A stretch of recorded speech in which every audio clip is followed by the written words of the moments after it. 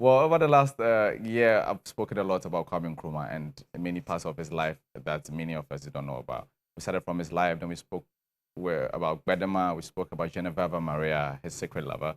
And today we'll talk about a secret cult, supposedly, that he formed back in the day. My guest is the CEO of Volta Coast Investments. It's also the editor-in-chief of Accra Evening News. Please welcome back historian and political commentator, BLK Jokoto. Good morning. Morning, King. Good to see you once again. Good to see you as well. I see your article, April 2020 article on Nkrumah's Secret Society. Yes. See a bit of weird pictures in there. So that beckons the question, was Nkrumah a Christian? Nkrumah was a gentleman who accepted that there was a supreme being and was very well vested in acquainting himself with something that was higher than the human mind. Was he a Christian? That's something that I guess we're all yet to find out, but he certainly believed in God. He believed in God? Absolutely. But you can't say he was a Christian?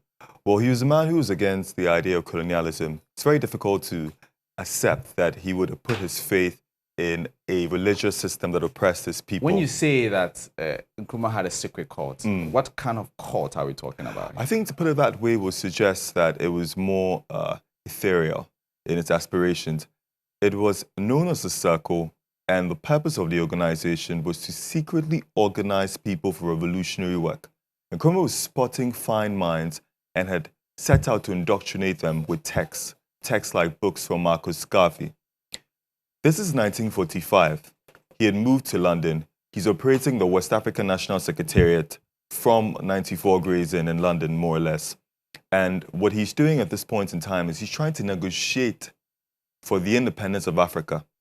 So he flew to Paris to go meet with Leopold Sédar Senghor and Félix Houphouët-Boigny, who at the time were members of the French Assembly, and was trying to form this union of African socialist republics. But he realized that that wasn't quite working well. So he returned to London and set up the New African magazine, which you may appreciate that Second World War had just ended. And so that society was chaotic so and ripe for for something new. The New African magazine failed, is it? It did. In that article, you stated that the New African magazine failed. It did. Was that what necessitated the beginnings of this cult known as the Circle? Well, to a large extent, that was the case. I think the New African magazine was a prerequisite for that cult to be established. What it did was that it had a lot of readership, it was in wide circulation, and it attracted a certain caliber of people who subscribed to the Pan-African thought. And so what that did was, it was a sieving system that was used to recruit people who had the African interest in mind. It failed because it wasn't set up to make profit. And then that's when Nkrumah decided that he was going to start recruiting people to join the Circle. How did a person or one make it into this circle called this cult called the Circle? So the Circle members identify themselves by a secret grip. A secret grip? Yes, a secret grip. What does grip. that look like? Have you ever seen it? Well, I have a fair idea what grips look like, but I think the entire idea of a secret society is not to divulge its codes. Yeah, but Nkrumah is dead and gone. I believe most of the people are too. Well, the thing about Nkrumah was, and just to backtrack a bit, while he was in the United States of America, he writes this in his autobiography, he became a 32nd degree Prince Hall Freemason. Okay. So he had a broad idea on how organizations work. But let me get it. This sounds confusing to me religiously with Nkrumah. He growing up as an Nzima boy, wanted to be a Catholic priest, I believe. Then later he's a Mason, and later the pictures that came on the screen there, he's with a deity, a small god looking. Was he confused religiously? No, he wasn't confused. He was just an African man who simply believed in his ancestors and was open to texts and philosophies to form himself. Well, what the Circle did, and the reason why people refer to it as a cult, every cult must have something that isn't exactly rational. Okay. Kwame Nkrumah's members were required to fast from sunrise to sunset on the 21st day of every month. They were required to fast? To fast and think and reflect on the ideals of what caliber of individual will be needed to enforce a revolutionary struggle. You have to understand that this is about 6 years before he became leader of government business. It's absolutely unthinkable that one man sitting in a small space was more or less preparing a group of ambitious revolutionaries to liberate an entire continent. Why did he do it at that specific time?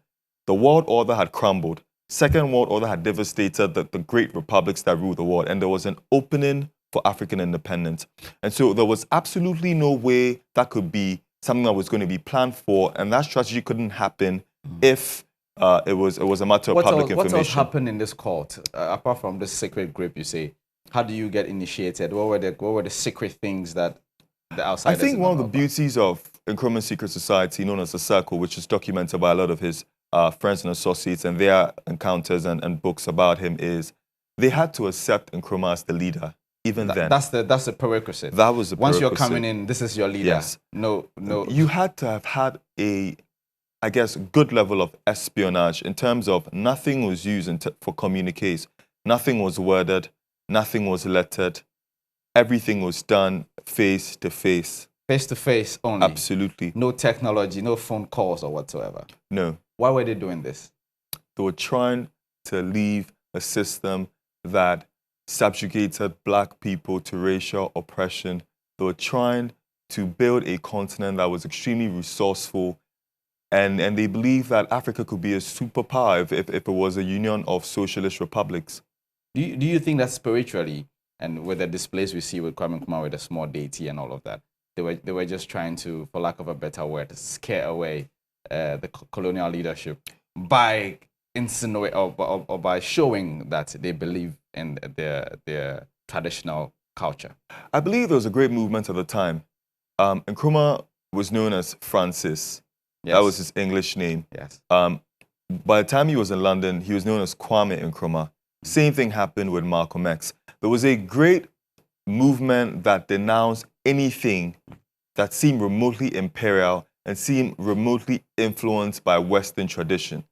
Unfortunately, today, most of those gains have been lost. But at the time, it was very important for them to connect to the ancestry, to understand their history, and to get back to the beginning. These were very, very irregular men with a different state of mind. Who are these men? Who are the members of this cult? Well, most of the members... As we would see that they also filed by his coffin when his funeral happened. Who were some of these men? What were they made of? The sad part was, by the time Nkrumah died, a lot of the men who belonged to the Circle had been taken out. A lot of these men ended up becoming presidents of African republics. Oh, is it? Yes. Felix Houphouët-Boigny and Kwame Nkrumah are actually from the same ethnic group. Okay. You know, they're literally only a border separates them today. La Côte d'Ivoire. Absolutely. You know, then you have Leopold, Senghor, a cultural theorist, a poet, who also became president as well of Senegal.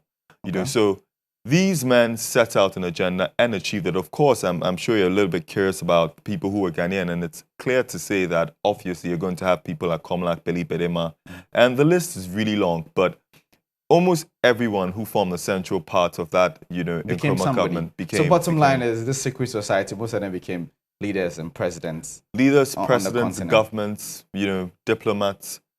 It was an entire movement. Do you know whether they worshipped a particular deity? I don't know that for a fact, but like I said, with most secret societies, they had one belief in something higher than man, and that was a supreme being. Nkrumah later on was regarded as the great, architect of Ghana, and I think the beauty of having, a group of people vesting their faith in a power that's higher than them can rarely ever be associated to a religion. Okay. So secret societies are not religious. Did the Circle end? The Circle never ended. Everyone Kwame Nkrumah died? The Circle never ended. The Circle could never end because the Circle is now a philosophy. It's something people buy into. This is the reason why you have people who call themselves Nkrumahs. The Nkrumah movement is just like the French Revolution. If you ask somebody what the impact of it is, the only answer they could give you is that it's still going on. The Circle is still going on? Yes. Today? Yes. If it's still going on, who are the members? Nkrumahs. Nkrumahs the members. Yes. Oh, that's interesting. You are on the road observing the campaign, is it? Absolutely. What are you seeing on the road? Well, it's a new dynamic in politics. I think we're at a stage where there is, for lack of better words, a huge gender equity movement where, from where I sit, you're seeing a situation of 7 out of 10 people on a campaign trail being women. Absolutely in awe of the vice presidential candidates for the NDC. It's something I Are could you never are quite you put a following finger on. that team to document history, or what are you doing? Why are you following that team? I'm sure we Why are could. you following that team in particular? I'm sure we could all agree that Professor Nana Jane GHOne is on the verge of history. It's a matter of principle, it's a matter of values, a matter of restoring integrity in our politics. We can put partisanship aside. And I think as a people, we're very determined to make social progress. We're very determined to make that iconic movement. And that's where that power comes from. And that's where the support comes from. Why am I following the team? It's to document history, but to get a first-hand view of what's happening around the That's country. interesting. That'll be interesting history to document also. Absolutely. But Vehicle, your final words before we go. Well, I just believe that having this kind of insight into organization is something that will serve the youth well. The inspiration that organizations like the Circle give us is that we still find ourselves on the verge of history. Young people don't need to lose any hope in the values we stand for. And if we're going to set a future that we need for ourselves, we're going to have to start bonding more now, having a blueprint for what the future of Ghana should look like 20 years from now.